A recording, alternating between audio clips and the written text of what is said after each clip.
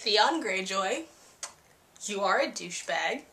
I wish death upon you, your family, your house, etc. and so forth, because you are a dick and you deserve death. And I wish that I was in this storyline, House Bartell, holla back, and could go into the Game of Thrones world and kick your scrawny, stupid, bitch-ass ass. Because you, my friend, are on my list. My list of the 3 characters in Game of Thrones I wish death for every night, like I'm Arya Stark. I'd just be sitting there to be like, Mountain, Joffrey, Theon, every day.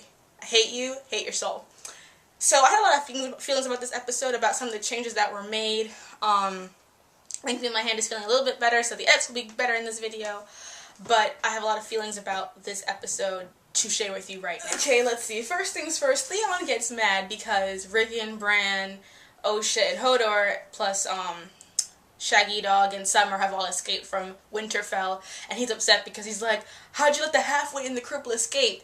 Hater, don't be ableist, okay? Asshole. And he makes a hunting party to go out and find the kids, and Maester Luwin is telling him, you know, don't do anything drastic, but of course Theon is just so far gone. He's just like, no, I have to find them. Rage. I hate him. It's like, I get his dilemma. I understand why he does what he does. It's not like I hate him, but I can't understand or sympathize with his character. I could sympathize with his character. I simply choose not to, because I cannot stand him and his stupid ass, and I don't care about his daddy issues. Like, because you have daddy issues, you decide that you're gonna just, you know, kill all these... Don't even get me started. Okay. And then we see Bran and Rickon, my little feral prince. He's just like eating his little nuts. Ugh, love him. And he's running and trying to, and they find this village and they decide that it's implied that they stop there for the night because they need a place to get food. Then we go to Jon Snow. He was in this episode so much. Oh my god. And he is with Ygritte, and you know, she's like, he wakes up with a boner, and like, he's just like, I can't control my boner again, and it's just kind of like, oh Jesus, who is this guy? Why is he such a child? And then, so he and Ygritte walk, and Ygritte lives in that Pocahontas speak, you know, you think you own whatever land you land on stuff. I was like, I see you, girl, I know you like Disney, I see how it is. And you know, she sets his colonial ass down about, he's like, I am the son of Ned Stark, and we were the first one, and we were here first. She's just like, I give a fuck, like, why are you fighting me? Like, what does that have to do with anything? But he don't know anything, obviously. Tywin is having these men tortured at, the hell is his name? The hell's the name of that thing again? At Harrenhal, he's having these men tortured because he's trying to figure out who attempted to poison him. And he talks with the new Mountain, whose voice freaked me out. Like, oh my god, who are you? Why are you here? Oh, you're the Mountain. Oof, okay. And then he tells that he doesn't care who it is, or how many there are, how many people he's killed. He wants to find out who's attacking him, and to have them gone. And that was great.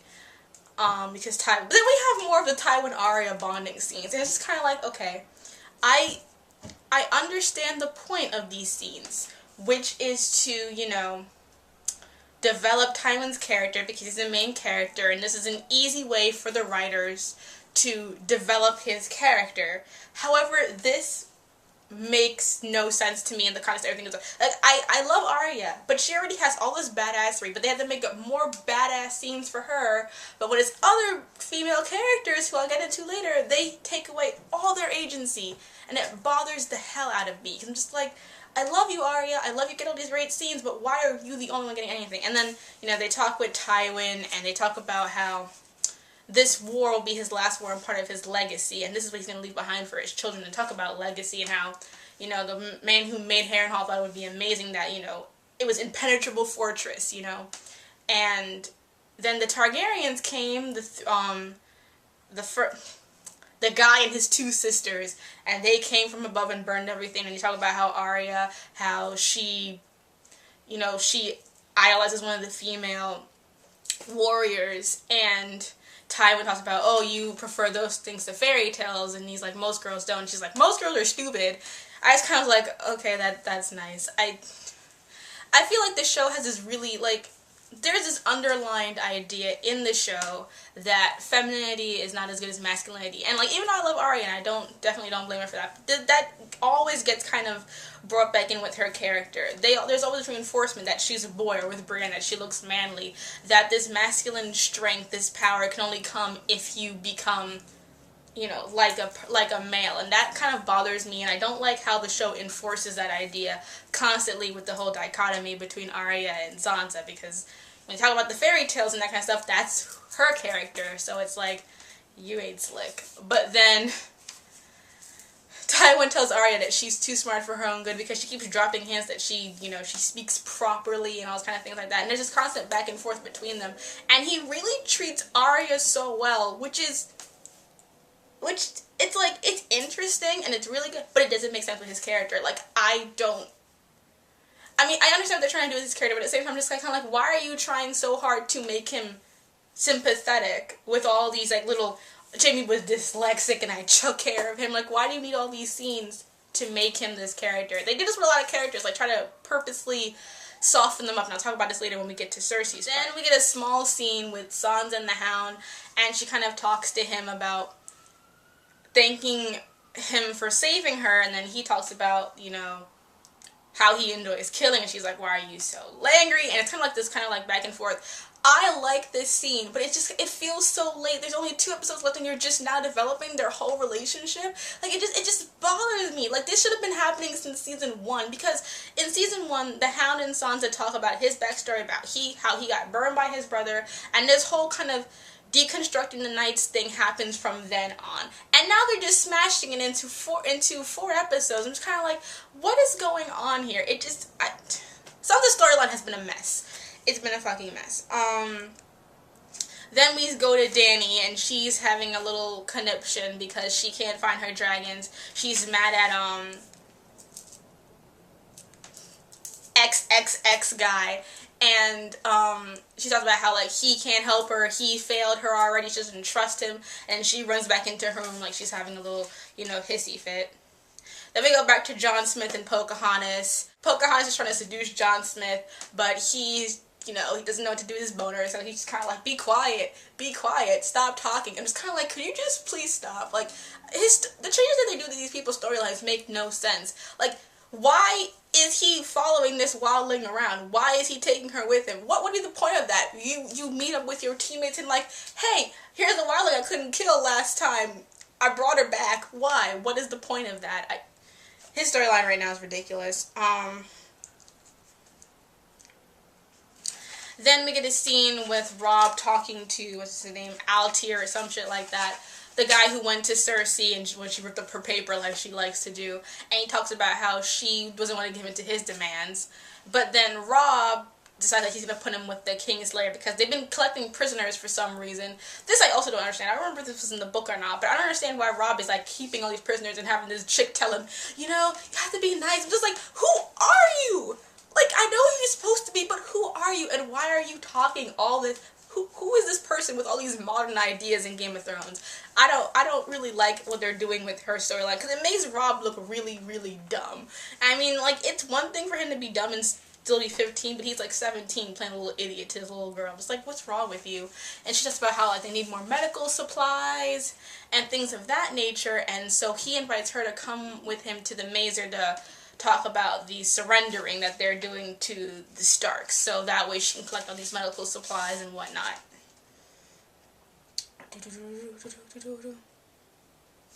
Theon continues to look for Bran and Rickon, and to me he's no better than Joffrey. Like, Joffrey has the same daddy issues and daddy complexities when it comes to why he is the way he is, just like Theon is. And I have no sympathy for Joffrey either. Like, I'm sorry that your father didn't treat you well and you feel, you know, insignificant compared to him, but everyone has daddy issues to some degree, and we don't go torturing and killing little boys. That's how I feel.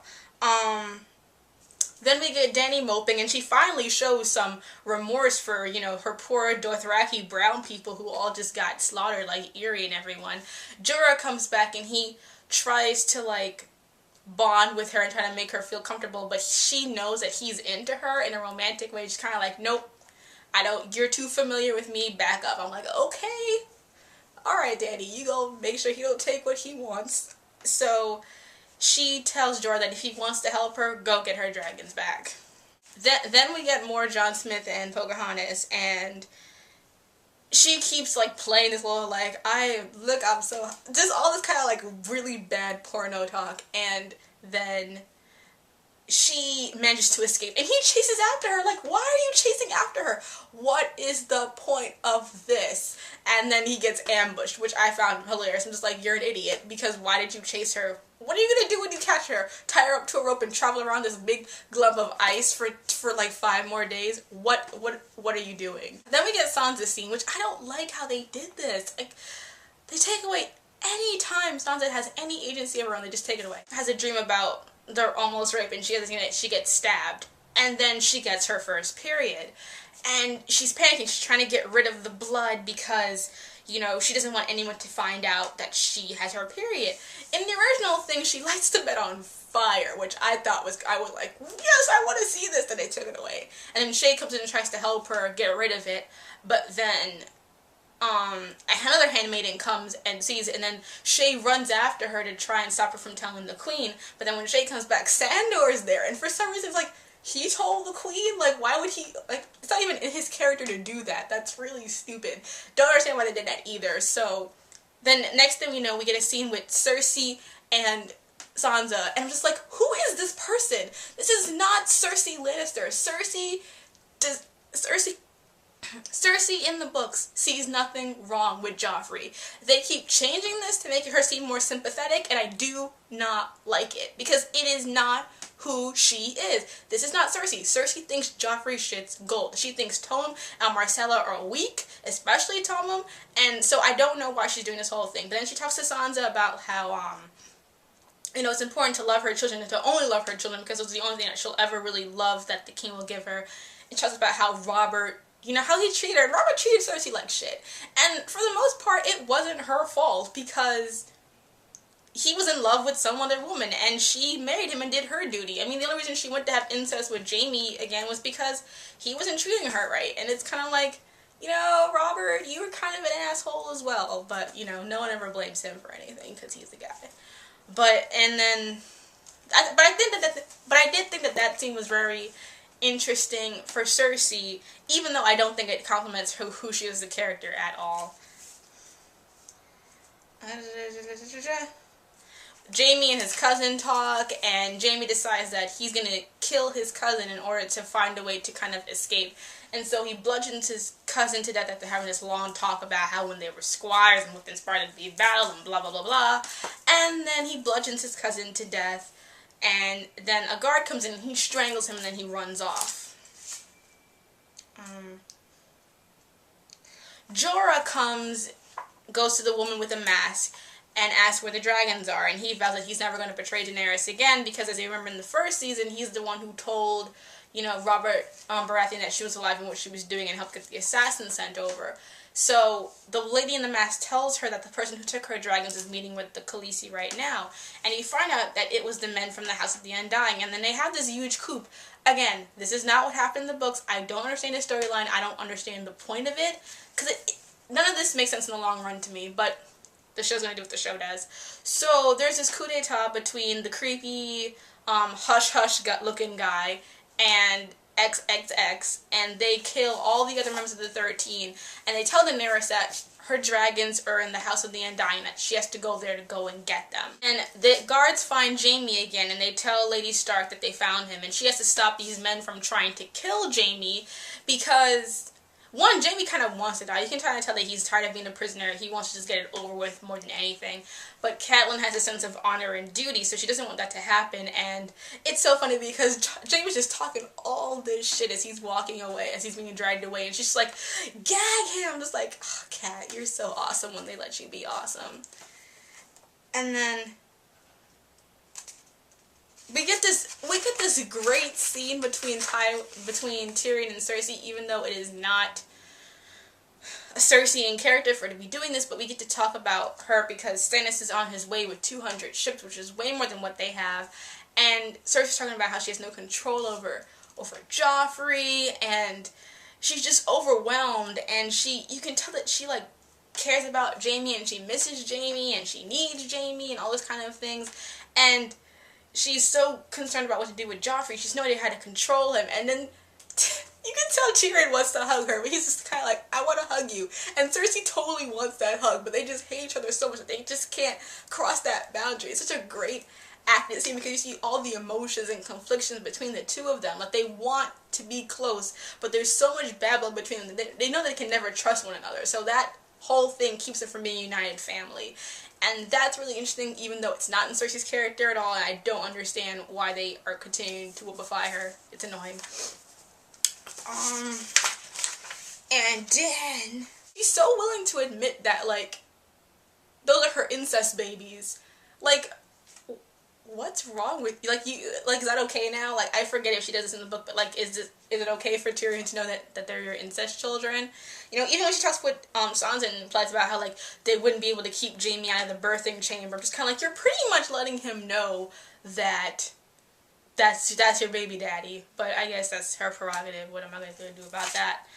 And then this scene is hilarious because Brienne and Kat go to confront Jaime, and Jaime just starts going into Kat about how, like, you know, I've only ever been with Cersei, but Ned was with some lady and had some bastard child, and you hated Jon Snow because he was a constant reminder of infidelity to you, and also what she could perceive as her own personal failure as a wife. She's just kind of like, Brienne, give me the sword.